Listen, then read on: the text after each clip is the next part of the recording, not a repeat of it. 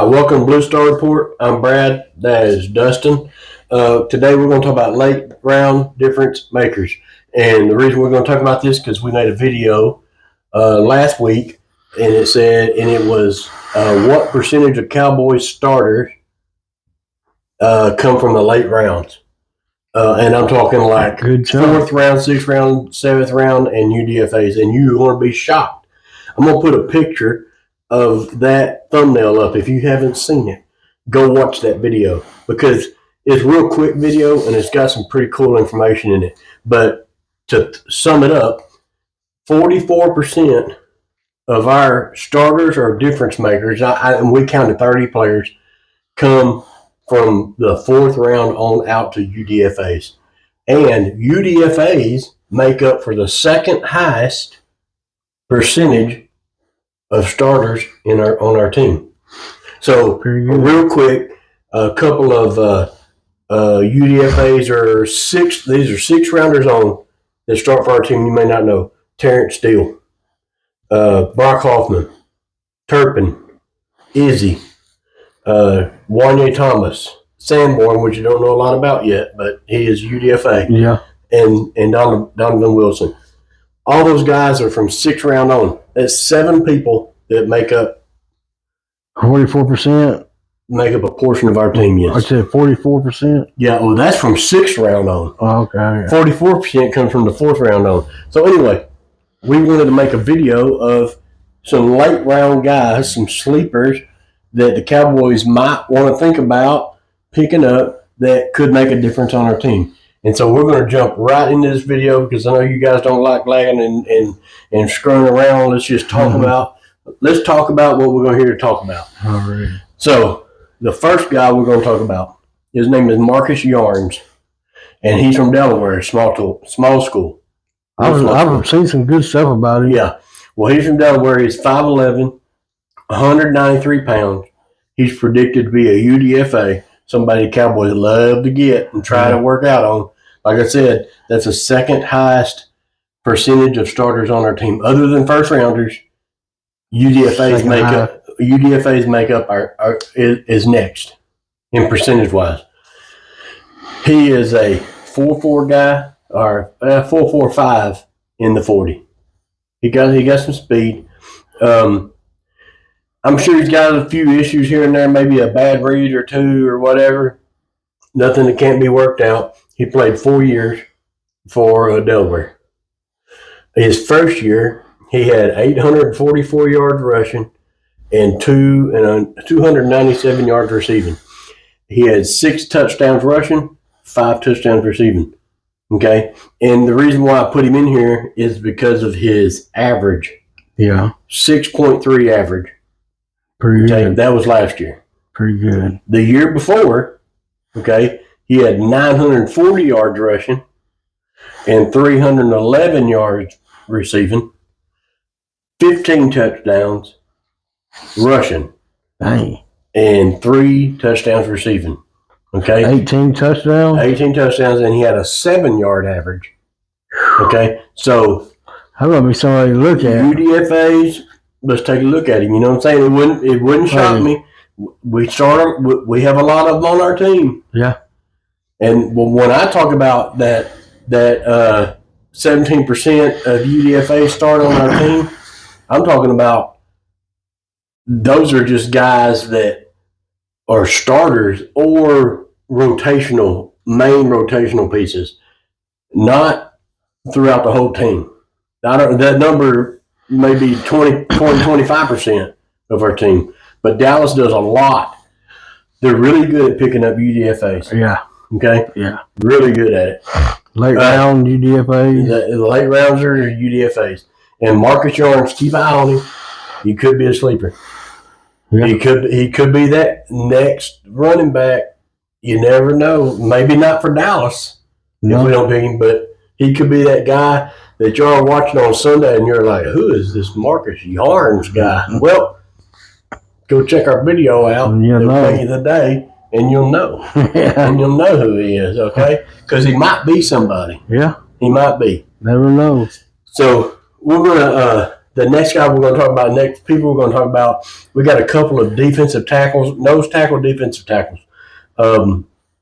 So we're gonna roll right into a couple of those guys. Yeah, one of them is Simeon Barrow Jr. He had 4 total years, and 3 of them he was at Michigan State. Last one he was at Miami. He's 6'3", 290, runs a 4.98, and he had last year in Miami he had 30 total tackles, 13 solo, 1 forced fumble, and 6 sacks. 6 sacks. I like that. And he has 17 career sacks. 17 career sacks. I like that. I like that, sacks. Yeah. And he's a what? He's a 3 tech. And he's projected what? UDFA. He's a projected UDFA. So that's a guy Dallas loves to go get. Yeah. That guy right there. Those are pretty good numbers. Yeah. What? 17 career sacks, and he didn't play for small schools. No. Michigan State and Miami. Yeah. Okay. So he can play. Yeah. He can play. The next guy we're going to talk about is also a defensive tackle, a nose tackle, defensive tackle. And it's J.J. Pegas. I don't know how to say his name. Really Pegas, whatever. He's 6'2", 309 pounds. He runs a 5'1", 540. He's played 6 years. Hang on. Yeah, 6 years. I think it's 6 years. No, 5 years. He's played 5 years. He's played 5 years. The last 3 years he played for Ole Miss. Mm-hmm. Okay. He had I want to say he had 2 best years, but his 2 best years are identical. Yeah. His last 2 years that he played for Ole Miss, he had 42 total tackles, 18 solo tackles, and 4 sacks. And now, those are identical. He did that his senior year and his junior year. That's crazy. That's weird. Now, he's projected to go in the 6th round. Okay, whether he does or not, I don't know, but that's a late round guy. Yeah. Late round guy.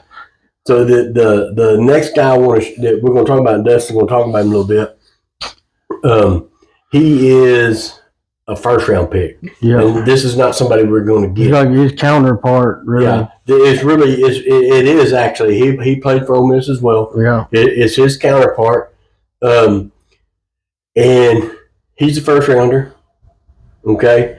But we want to put him in here. Only reason we're putting him in here on this video is to show you the comparison of a first round picks number as opposed to a Simeon Barrow, which is a UDFA, mm-hmm. or a Pegas, which is a 6th rounder. Okay, so that's the reason why we want to slide him in here right now. Yeah, that would be Walter Nolan. Walter Nolan. Yeah. Everybody knows Walter Nolan. Yeah, first round. Yeah. But he had 48 last year. He had 48 total tackles, 28 solos, and 7 sacks. 7 sacks. Okay, so that's first round numbers. Yeah, supposedly. Okay. Yeah. But like we said just a second ago, him and Pegas, they are counterparts. Yep. They rotate in and out for each other, nose tackle, 3 tech, and their numbers aren't that far apart. Okay? You get a Pegas in the 6th round, maybe he might come to 5th. 6th round, he might slide to 7th. You never know. And the difference in the numbers are Nolan has 6 more total tackles. That's not a lot more. 6th round? Yeah, 6th round. He's got 10 more solo tackles. Yeah. And he's got 3 more sacks. And the thing about Pegas is he did his 2 years in a row. Yeah. Nolan didn't. No. I don't have his 3rd year, whatever it is, up here. I'm not going to put them up. But basically just want to show you the difference in a first round pick and a 6th round pick. You could go get Pegas and he could be in the 6th round very productive for you. Yeah. Okay? If not for Dallas, for somebody. So don't be surprised if you start hearing that dude's name, J.J. Pegas. And also on top of that is these 2 guys played against SEC talent. Yeah. Okay, there wasn't no small school. They're Ole Miss. We're not big Ole Miss fans, and I don't know why I got. Basically, we got 3 guys on this list from Ole Miss, Yeah. but They got good players. they got a few good players. Yeah. So the next guy we're going to talk about is a quarterback, and I know we just got one. I know we did, but you never know what's going to happen with these quarterbacks or anybody. You don't know. You don't know if Joe Milton's going to be a super stud or not. Mr. Irrelevant, Brock Purdy. Brock Purdy was. Okay, well, I don't think San Francisco thinks so much he is now because they're holding out on his contract Oh, they are? about trying to give him very much They lost money. a lot of people. A lot. They did a lot of people, yeah. I'm thinking they're thinking that we don't want to go down a rabbit hole, but I'm thinking that they are thinking that without those superstars that they had, He's not who that he's not going to be who he was. Yeah. And I agree. So anyway, we're going to talk about another quarterback, and this is KJ Jefferson. I've seen him play. I watched him play against Colorado Yeah, and Not too Severe. No, he runs a lot. yeah. Well, he's quarterback. He played 6 years. Okay, he played 5 years for Arkansas, and 1 year, his senior year, he transferred to UCF. And he was thinking that he'd go to UCF and show out, no different school type thing. Mm-hmm. But it didn't happen for him. He didn't have as good a years as he did when he was in Arkansas. Well, he said he won some MVPs at Arkansas. So he played 5 years in Arkansas. And I'm going to put his stats up here because it's a lot to go through. So I'm just going to put his stats up, and you can kind of look at his stats. But he's also a UDFA. Mm-hmm. Okay, he's a runner, and he can throw the ball as well. But he played in 2 bowl games for Arkansas. Mm-hmm. Okay, which is a SEC, so SEC talent. He played in 2 bowl games for Arkansas, and he won MVP in both of them. Not bad. Okay, not bad at all. So I don't know if anybody's ever seen the kid play. He is 6'3". He's 247 pounds. He runs a 4.69 40, so he can get it. Yeah. Okay, he's actually.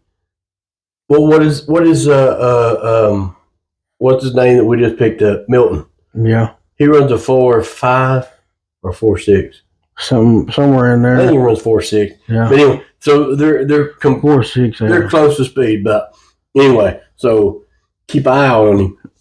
Dallas could go pick him up as a UDFA. He could turn out to be the next best thing from Dak Prescott. You never know. Never know. You just don't know. But I'm really impressed with. I like the fact that he played 6 years.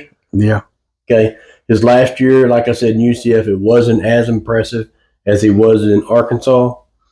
And I realize, and a lot of people I think believe that he just did that because he felt like he could go to UCF Take over. and boost his draft stock. Yeah. Okay, and that's what he felt like. But UCF ain't got the team Arkansas has. No. But while he was in Arkansas, he played well. 2 MVP. 2 MVP performances in bowl games. Mhm.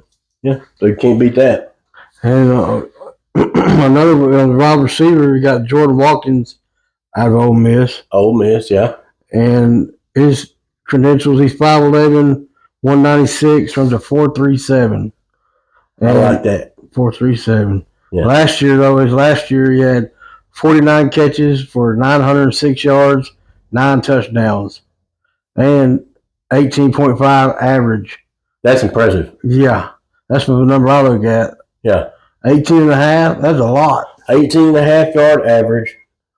SEC. He's a UDFA also. And he's a UDFA guy. SEC school. Had 4.37 40. Yeah, he can take the top off. top off of defense. Yeah. That's the type of receiver that, and I hate to say this, but that's the stuff that Jerry Jones doesn't look at.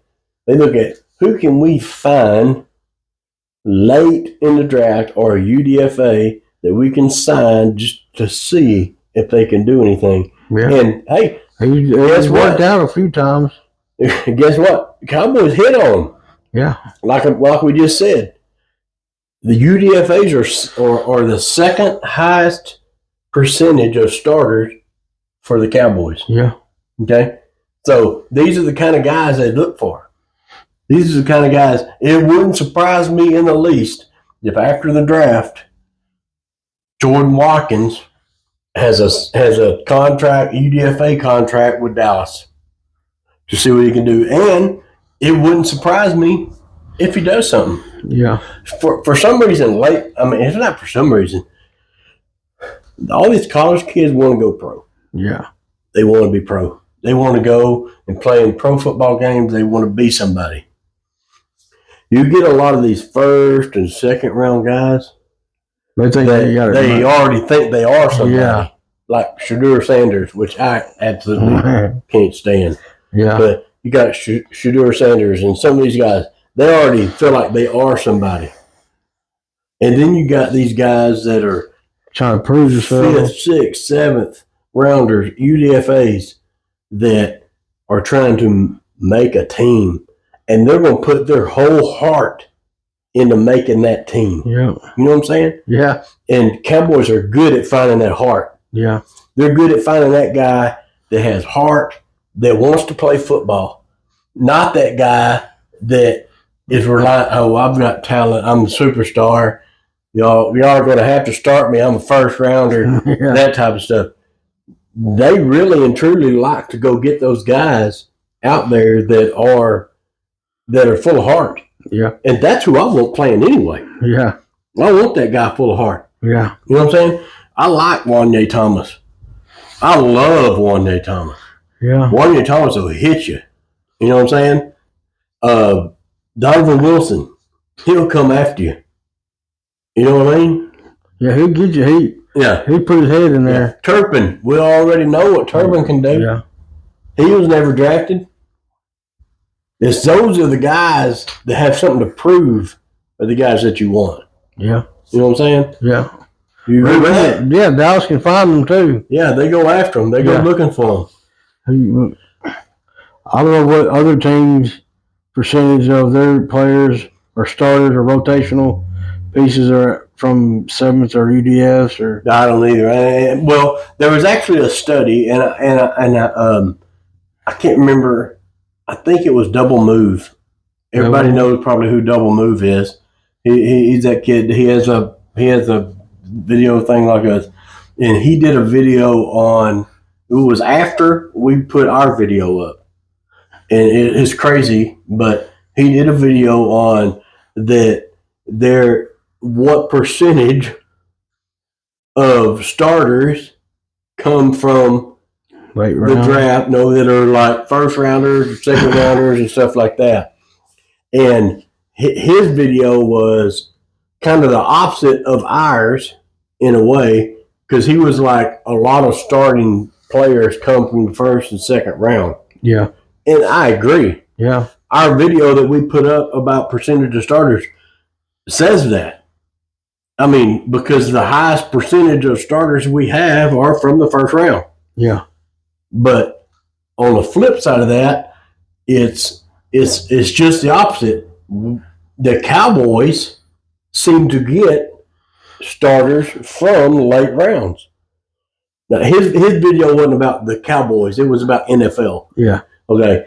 Ours was specifically the Cowboys, which kind of turned, it was opposite of what his says on the late round drafters. You know, the Cowboys seem to find people in the late rounds that play. Yeah. Okay. And go look at their roster and then go look at where they were drafted. You can do this on your own. Yeah. We did. Late 6th, 7th, UDFA. Yeah. 4th, 5th, 6th, 7th rounders and UDFAs make up for 44% of our roster. I'm not the roster of our starters or rotation. Starters are top 30.